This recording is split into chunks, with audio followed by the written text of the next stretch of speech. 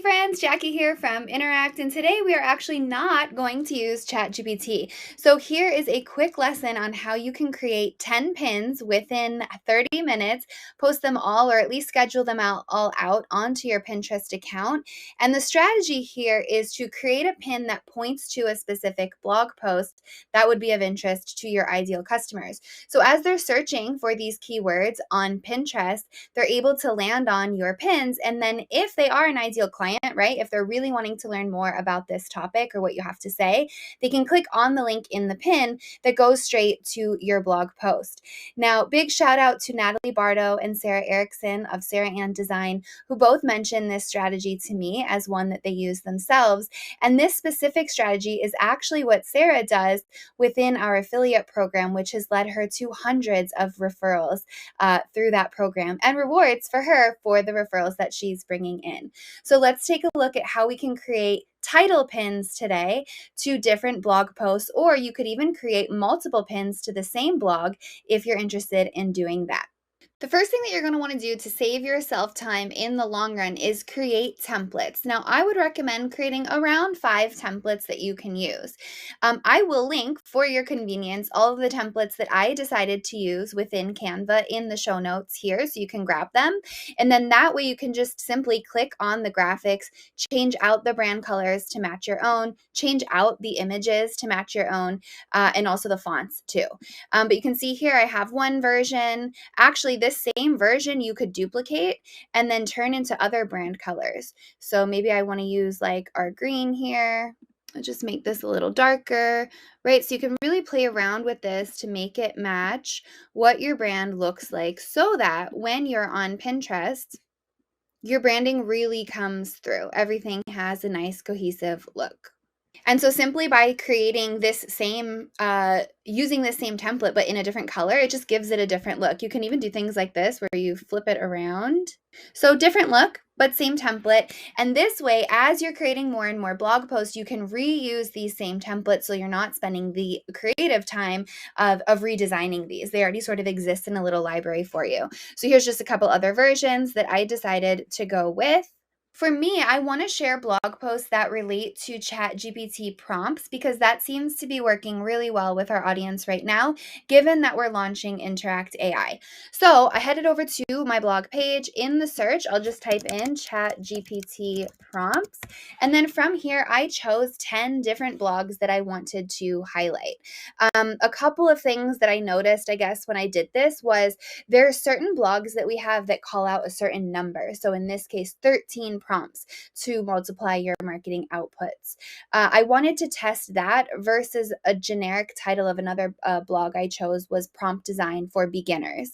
And so I chose these different titles because yes, they all relate to prompts, but I just wonder if in this test that in posting all of these 10 different pins, do different titles capture people's attention for different reasons? Do some of the templates work better than maybe some of the other templates? Are certain graphics converting more than other graphics? It's really great when you're multiplying your outputs like this using AI to test these different things, because then as you're testing, you're going to see what converts more, so you can do more of that.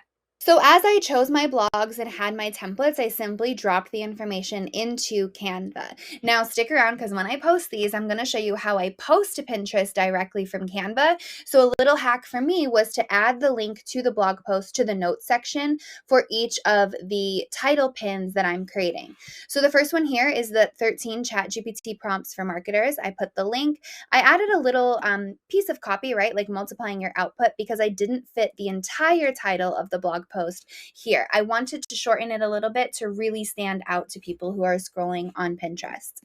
Here's a different version for a different blog post that I used. This template is highlighting how to write quiz questions with ChatGPT, so someone can click learn more and follow that blog to learn more about writing quiz questions. Same thing for repurposing a podcast into a blog. And then here's one for the best personality quiz prompt for ChatGPT. So I created a few different versions. All of the blogs that I chose to go with are different. So again, we can see, is there a difference in the type of content, the titles people are clicking on, the graphics, and things like this. I think these 10 different pins give me a really good idea, a big range of things that I can compare against once people start finding these pins, clicking on them, and engaging with the blog. Now that we have our 10 pins created, we can start publishing them to Pinterest, or at least scheduling them out to cover maybe a month's worth, a couple of weeks worth of content for you, so you don't have to worry about this. So I'll take my first image, I can click on share and either download it and manually upload it into Pinterest, or I have my Pinterest account connected with Canva, so I can actually post right from Canva. So if I click on Pinterest, I'll just make sure I'm choosing the board that I want this pin to go to, which in my case is ChatGPT prompts and prompt design. I'll use I'll use the same title as the blog post for here. And then I will add in a description of what they can learn more about if they were to click the blog. And last but not least, make sure you're putting in a destination website. So when someone clicks on your pin to learn more, they're taken to the actual blog post that you want them to get. So I'll paste the blog post in there, and then I will click publish now. My post was published, so now I can go ahead and do this for the rest of the posts. Or if you want to space your pins out, schedule out your pin for the next couple of days or the following week. Now, even though it looks like I'm posting on Sunday, I definitely will not be, but my content is ready to go. So that, my friends, is how we can work smarter, not harder, creating multiple pins or posts for any social media platform. You could definitely resize these to go on other platforms as well, LinkedIn, Instagram, Facebook, anywhere your ideal customer hangs out. And even if you're not just promoting blog posts, think about how you can promote other things through these pins as well. Maybe they're pins that go directly to your quiz, right? Maybe you'll want to create pins to specific podcast episodes that you have. Or maybe you're creating pins that go to your offerings directly, to a course sign up page or sales page. Whatever it is that you're creating these pins for, give your content that you've already created the attention it deserves, all while saving yourself time. And hey, this hack didn't even require ChatGPT. Just a little search of content that you've already created, coming up with some templates that match your brand. Don't forget, we have the links in the comments below of the ones that we used. And voila, you give your content that much more of a chance of being found by your ideal customers online. Before we go, if you don't have a way to capture email addresses on the blogs that you're sending all of this new traffic to, then you better put a quiz on it ASAP. Head over to ai.tryinteract.com and have a quiz made for you.